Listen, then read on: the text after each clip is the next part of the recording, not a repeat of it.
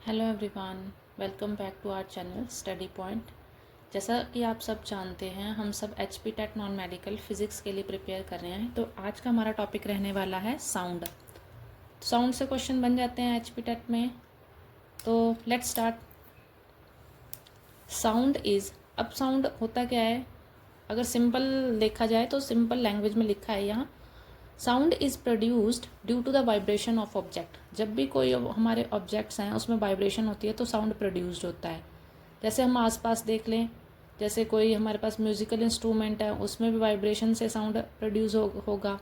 अगर कोई हमारे घर में ही कोई ऐसा ऑब्जेक्ट है, जब तक उसमें मूवमेंट नहीं होगी तब तक साउंड नहीं प्रोड्यूस होगा, तो उसे बोलते हैं साउंड, जहाँ पे वाइब्रेशन, हल्की सी मूवमेंट किसी चीज़ को मिल जाए। नेक्स्ट है sound is mechanical longitudinal wave. Important है, सीधा पूछ लिया जाता है एग्जाम्पल में कि किस टाइप की वेव है। ये मैकेनिकल लॉन्गिट्यूडनल वेव है। Sound can travel in solid, liquid and gas but not in vacuum. Sound के लिए, उसको ट्रैवल करने के लिए मीडियम की ज़रूरत होती है। मतलब जहाँ पे वैक्यूम है, जहाँ पे मीडियम, मतलब वैक्यूम है जहाँ पे कोई मीडियम नहीं है, सॉलिड, लिक्विड, गैस, वहाँ पे साउंड भी ट्रैवल नहीं कर पाती। इसलिए लिखा है कि वैक्यूम में ये नहीं ट्रैवल करेगी।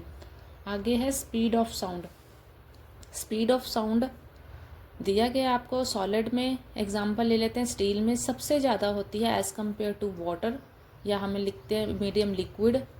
उसके बाद सबसे कम होती है गैस में, जो एग्जांपल है एयर में। सबसे ज़्यादा होगी सॉलिड में। आपको इंक्रीजिंग और डिक्रीजिंग ऑर्डर यहाँ से पूछा जा सकता है। There are two types of wave. अब बोलता हमारे पास दो टाइप की वेव हैं। First one is mechanical, second one is non mechanical wave.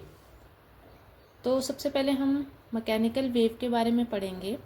Mechanical wave होती क्या है, आपको सीधे से याद रखना है कि मैकेनिकल वेव्स वो वाली वेव होती हैं जिनके लिए हमें मीडियम की आवश्यकता होती है, मतलब मीडियम रिक्वायर्ड चाहिए ही होता है, उसको बोलते हैं mechanical wave. Further it is divided into two parts, that first one is transfer wave and other one is longitudinal wave. अब ट्रांसफर वेव क्या होती है? Transfer wave generates due to perpendicular vibration of particles of medium to the wave direction। अब बोलता है कि transfer wave तब पैदा होती हैं जब परपेंडिकुलर वाइब्रेशन होती है पार्टिकल्स के बीच में, किसी मीडियम के बीच में, उसको बोलते हैं। अब मैं यहाँ पे आपको ऐसे बताऊँगी, जैसे मान लो वेव ऐसे हमारे पास डायरेक्शन में, ये जस्ट मैं समझा रही हूँ वेव, अदरवाइज हम ऐसे फिनोमिना लेते हैं कुछ वेव का। यहाँ एग्जाम्पल के तौर पे मान लीजिए आपकी वेव है, तो ये अप एंड डाउन, ऊपर को नीचे को, अगर वेव हमारी ऐसे जाएगी करके, यानी ऐसे, तो उसको बोलेंगे ट्रांसफर वेव। तो मतलब ऊपर भी जा रही है, नीचे भी आ रही है, that is called transfer wave. Example, important है example, wave in string, wave in the surface of liquid. Liquid के सरफेस पे जो बनती है ट्रांसफर वेव होती है, और जो स्ट्रिंग में होती है वो भी transfer wave. Next one is longitudinal wave generates due to parallel vibration of particles of medium to the wave direction। अब बोलता है ये ऐसी वेव होंगी जो पैरेलल वाइब्रेशन होगी। पैरेलल वाइब्रेशन जैसे हमारे साथ ऐसे चल रही है, कभी आगे को होगी वेव, कभी पीछे को होगी वेव, इसको बोलेंगे हम parallel vibration of wave, that is called longitudinal wave. Most important example है, जैसे साउंड है, वेव इन स्प्रिंग है। एक चीज़ और यहाँ पे याद रखना, जो लॉन्गिट्यूडनल वेव है वो सॉलिड, लिक्विड, गैस तीनों में ही अकर्स होती हैं, जबकि ट्रांसफर्स जो है सॉलिड और लिक्विड में ही अकर्स होती हैं। नेक्स्ट हम देखेंगे, हाँ, जैसा कि मैंने आपको बताया और यहाँ पे लिखा भी हुआ है कि जो मैकेनिकल वेव हैं उनके लिए मीडियम की आवश्यकता होती है। आगे है नॉन मैकेनिकल वेव, इसका सेकंड टाइप है। तो नॉन मैकेनिकल वेव क्या होती है? It is only transverse in nature. बोलते हैं जो वेव्स सिर्फ ट्रांसवर्स होती हैं वो ही होती हैं नॉन मैकेनिकल वेव। अब बोलता है फॉर प्रोपेगेशन, प्रोपेगेशन मतलब किसी चीज़ को चलने के लिए, of non mechanical wave of a material medium is not necessarily required. इसमें बोलता है कि जो मीडियम है वो ज़रूरी नहीं रिक्वायर मतलब होना ही चाहिए, इसमें ये है कि वो वैक्यूम में भी ट्रैवल कर लेती हैं। ठीक है, जैसे एग्जांपल है मैंने लिखा है यहाँ पे इलेक्ट्रोमैग्नेटिक वेव। इसके आगे अगर आपको ये भी नहीं लिखना तो आप यहाँ पे लाइट लिख सकते हो, क्योंकि लाइट के लिए मीडियम की आवश्यकता नहीं होती, लाइट तो कहीं भी पहुँच जाती है। ठीक है, तो इलेक्ट्रोमैग्नेटिक वेव्स जो है इसकी अच्छे से एग्जांपल है, ये सही एग्जांपल है। अब नेक्स्ट हम देखेंगे, थोड़ा डायग्राम से देखेंगे कि वेव की कुछ इम्पॉर्टेंट पॉइंट्स है वो क्या होते हैं। हमारे पास जैसे दो एक्सिस हैं हमारे पास, जैसे एक्स एक्सिस है, वाई एक्सिस है। तो इसमें ये बताया हुआ है कि एक्स एक्सिस और वाई एक्सिस में क्या है कि जो ऊपर वाली, अगर जब वेव जो हैं ऊपर को मूव करेंगे तो उनको बोलते हैं क्रस्ट, और अगर वेव उसके बाद नीचे को आएगी उसको बोलते हैं ट्रफ। तो अब जो क्रस्ट में, यानी ये ऊपर वाली क्रस्ट और यहाँ साथ वाली ये भी तो क्रस्ट हुई, इन दोनों के बीच में जो डिस्टेंस है वो हमारा क्या कहलाएगा, वेवलेंथ। उसी तरह फर्दर अगर हम ट्रफ की बात करें तो वो भी क्या कहलाएगा, वेवलेंथ। नेक्स्ट है the distance between the two consecutive crest और trough is called wavelength. Important है। ठीक है, एसआई यूनिट क्या होती है वेवलेंथ की, मीटर, और यहाँ लिख भी देती हूँ जो वेवलेंथ है उसको हम किससे डिनोट करते हैं, लैम्डा से। आगे है फ्रीक्वेंसी। फ्रीक्वेंसी क्या है, the number of oscillation of the particle of medium in unit second और पर सेकेंड इज कॉल्ड फ्रीक्वेंसी। कि बोलता है कि यूनिट सेकेंड या पर सेकेंड में कितने ऑसिलेशन जो है पार्टिकल लेता है, मतलब ऑसिलेशन अपने कंप्लीट करता है, उसको बोलते हैं उसकी फ्रीक्वेंसी। तो फ्रीक्वेंसी की यूनिट क्या है, हर्ट्स। अगर 1 हर्ट्स निकालना हो तो 1/सेकेंड। ठीक है, नेक्स्ट है हमारा टाइम पीरियड। अब टाइम पीरियड को क्या बोलेंगे, टाइम पीरियड है time taken to complete 1 oscillation. 1 oscillation को कंप्लीट करने के लिए जितना टाइम लगता है उसको टाइम पीरियड बोलते हैं। अब एसआई यूनिट क्या है, टाइम की यूनिट क्या होती है, आप सभी को पता होगा, सेकेंड। और अगर टाइम पीरियड हम देखा जाए तो टाइम पीरियड इक्वल्स टू, उसने बोला है कि time taken to complete 1 oscillation, यानी 1/फ्रीक्वेंसी। और यहाँ से अगर फ्रीक्वेंसी फाइंड करें तो वो होगा 1/टाइम। नेक्स्ट इस पे न्यूमेरिकल आ जाते हैं आपके टाइम पीरियड पे। नेक्स्ट है स्पीड ऑफ वेव। इम्पॉर्टेंट है, वी से डिनोट करेंगे। स्पीड ऑफ वेव में क्या होता है, जैसे आपको पता है स्पीड होती क्या है, स्पीड क्या होता है, डिस्टेंस अपॉन टाइम। तो वहाँ पे अगर आपस में इसको डायग्राम से रिलेट करेंगे तो स्पीड हमारे पास क्या होगा, डिस्टेंस अपॉन टाइम। यहाँ पे अगर हम डायग्राम से देखें तो डिस्टेंस यहाँ पे क्या बन रहा है, डिस्टेंस यहाँ पे लैम्डा बन रहा है, वेवलेंथ बन रही है, और टाइम टी यानी पर सेकेंड। अगर उसको हम सॉल्व करें तो v equals to F into lambda ये आएगा, एफ फ्रिक्वेंसी, लैम्डा आएगा हमारे पास wavelength. v equals to F into lambda. यहाँ से भी डायरेक्ट क्वेश्चन पूछ लिए जाते हैं, फ्रीक्वेंसी निकालने को पूछ ली जाती है, कई बार आपसे लैम्डा पूछ लिया जाएगा, कई बार सीधा की स्पीड बताइए। नेक्स्ट है एम्पलीट्यूड। अब एम्पलीट्यूड क्या होता है, the maximum displacement of the particle of medium from the mean position is called amplitude. जैसे यहाँ पे आपको बताऊंगी, जैसे ये है, मान लीजिए आपके पास कोई एक्सिस है, यहाँ पे ये वेव हमारी ऐसे जा रही है, मूव कर रही है, तो एम्पलीट्यूड ये होगा, बोलता है जो मैक्सिमम डिस्प्लेसमेंट, ये मैक्सिमम डिस्प्लेसमेंट जो एक्वायर कर रहा है पार्टिकल, उसको बोल लेंगे हम एम्पलीट्यूड। मीन पोजीशन से, यहाँ से मीन पोजीशन से, सॉरी यहाँ से ओरिजिन से लेके मान लीजिए ये मीन पोजीशन है, इसको बोलेंगे एम्पलीट्यूड। नेक्स्ट है ऑडिबल फ्रीक्वेंसी रेंज। इम्पॉर्टेंट है, आपसे सिंपल भी पूछ ली जाती है। Audible frequency range that is 20 hertz to 20,000 hertz. आगे है इंफ्रासोनिक।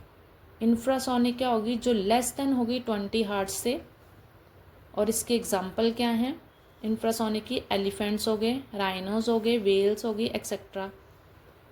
नेक्स्ट है अल्ट्रासोनिक। अल्ट्रासोनिक क्या होगी, which is greater than 20,000 hertz, bat, sonography में, सोनार में। ठीक है, नेक्स्ट है लो फ्रीक्वेंसी, अगर आपके पास लो फ्रीक्वेंसी है तो वहाँ पे पिच भी लो बनेगी। आपसे डायरेक्ट ऐसा क्वेश्चन आया भी हुआ है टेट नॉन मेडिकल में पहले कि फ्रीक्वेंसी जहाँ पे लो होगी वहाँ पे पिच कैसी होगी, वो भी लो होगी, और हाई फ्रीक्वेंसी है तो पिच भी क्या होगी, हाई। लेकिन देखा जैसे लो फ्रीक्वेंसी लो पिच, इसमें वॉइस कैसी रहती है, फ्लैट, मतलब मोटी आवाज़। तो जैसे हाई फ्रीक्वेंसी हाई पिच है, मतलब सीधा फ्रीक्वेंसी डिपेंड अपॉन पिच, ऐसा क्वेश्चन बन जाता है। हाई फ्रीक्वेंसी है तो हाई पिच होगी।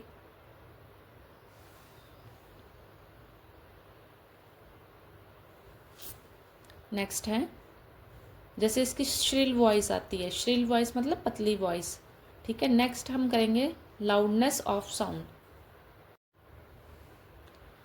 अब इसमें लाउडनेस ऑफ साउंड में देखेंगे, the loudness of sound depend on amplitude of vibration of vibrating object.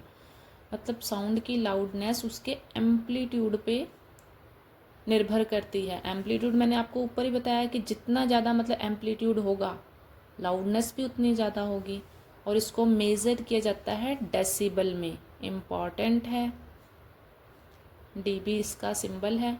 Next हम देखेंगे इको, ये सब साउंड में आता है, सो ये नहीं है कि ये अलग अलग चीज़ें। जैसे इको है, इको में इम्पॉर्टेंट है, ये पूछ लिया जाता है, पहले भी पूछा हुआ है। फॉर इको, इको मतलब जो रिफ्लेक्ट होके हमारे पास साउंड आता है। जैसे आप किसी हिल पे जाओ या किसी ऊंची जगह जाओ, वहाँ पे आप किसी का नाम पुकारोगे तो आप देखोगे कि आपको वही आवाज़ जो है बार बार सुनाई देगी, उसको बोलते हैं इको, जो कि रिफ्लेक्ट होके आती है। तो ये इम्पॉर्टेंट है। For echo minimum distance should be 17.15 metre from reflector.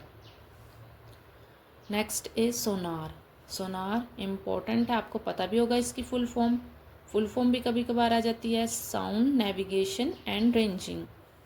तो साउंड इसके सोनार के यूज़ क्या हैं, मतलब यूजेस क्या हैं, कैरेक्टरिस्टिक बोल सकते हो।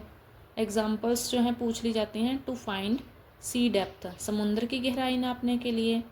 To find animal submarine, animal submarine के लिए। Wreck ships inside the sea, टूटी हुई जो शिप्स जो होती हैं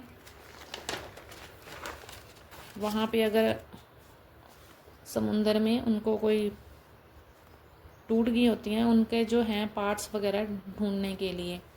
नेक्स्ट है factor affecting speed of sound. कौन से फैक्टर इफेक्ट करते हैं स्पीड ऑफ साउंड में?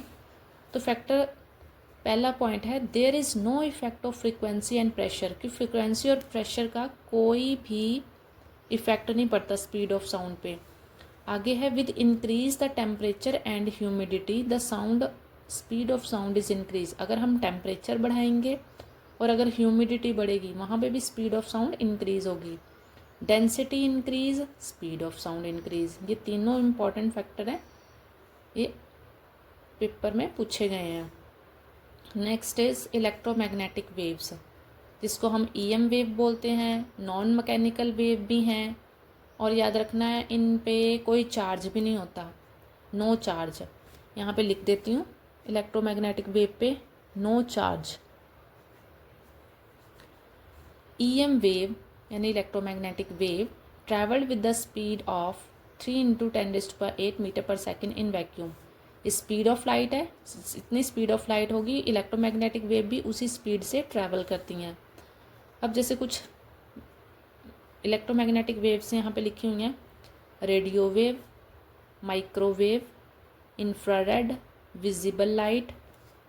विजिबल लाइट वही है जिससे हम देख पाते हैं, ultraviolet rays, X ray, gamma rays. अब इसमें ये क्वेश्चन बन जाता है कि किसकी वेवलेंथ ज़्यादा है किसकी कम है। तो यहाँ पे दिखाया गया है, जैसे नीचे को हम जाते हैं तो वेवलेंथ जो है डिक्रीज़ होनी शुरू हो जाती है। यहाँ पे वेवलेंथ सबसे ज़्यादा होगी, मैक्सिमम होगी रेडियो वेव में, वेवलेंथ मैक्सिमम होगी रेडियो वेव की, और मिनिमम होगी इसकी गामा की। और इसमें फ्रीक्वेंसी नीचे को ऊपर को जाते हैं तो क्या होती है, फ्रीक्वेंसी यहाँ पे मैक्सिमम होगी, यहाँ पे मिनिमम होगी, फ्रीक्वेंसी डिक्रीज़ होती है।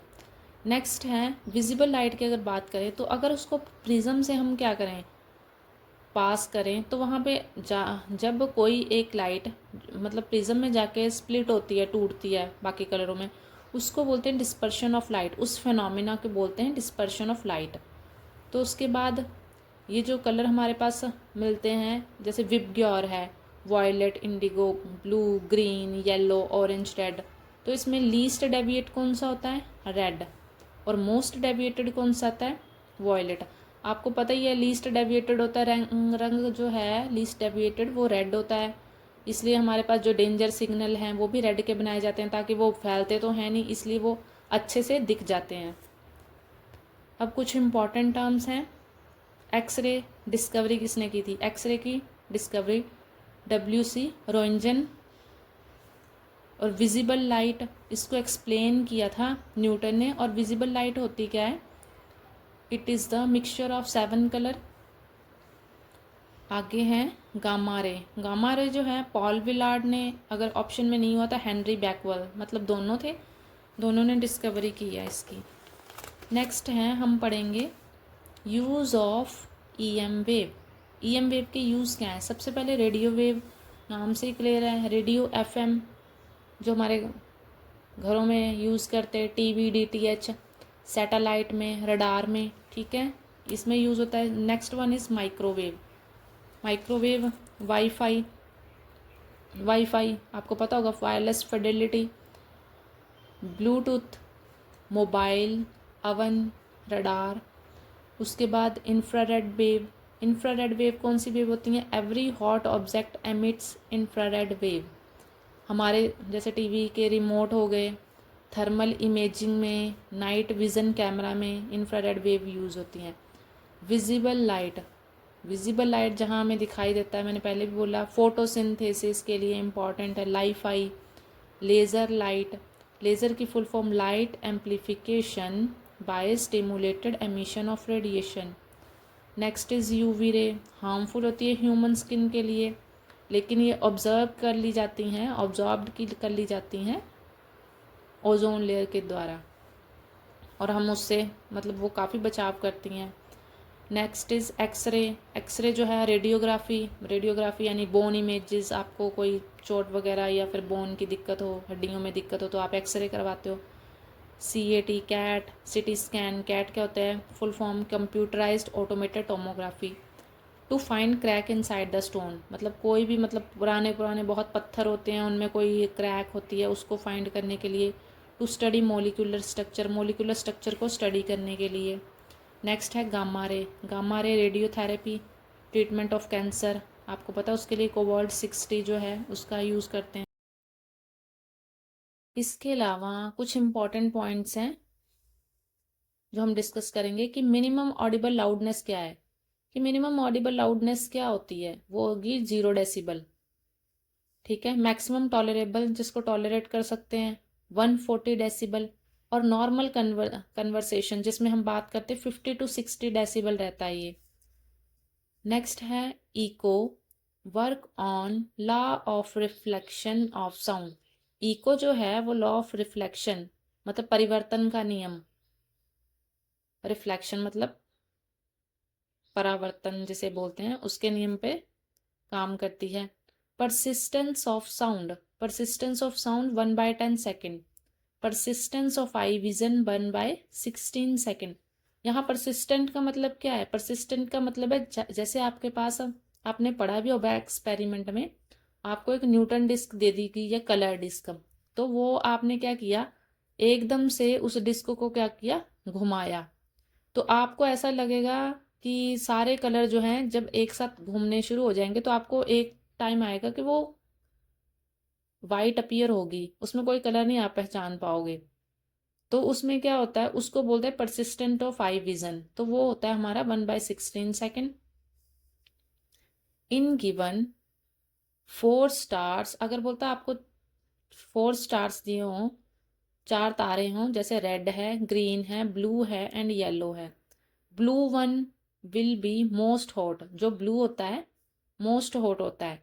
और याद रखना जो हमारे पास वो होते हैं स्टार्स होते हैं, वो हमें क्या करते हैं, एनर्जी और टेम्परेचर के बारे में बताते हैं, जो हॉट स्टार होते हैं। The mayor of high temperature pyrometer is used, मतलब जब हम हाई टेम्परेचर को मेयर करते हैं तो पायरोमीटर यूज होता है। विजिबल लाइट क्या होता है? Combination of 7 colour. Thickness of ozone layer is measured in Dobson. Important है ये लाइन कि जो ओजोन लेयर की जो थिकनेस है वो डॉप्सन में मापी जाती है। और एक बात, ओजोन लेयर कब मनाया जाता है? डे जो है वो 16 सितंबर को। तो आई होप गाइज आपको ये साउंड वाला चैप्टर अच्छे से समझ आया होगा। Thank you.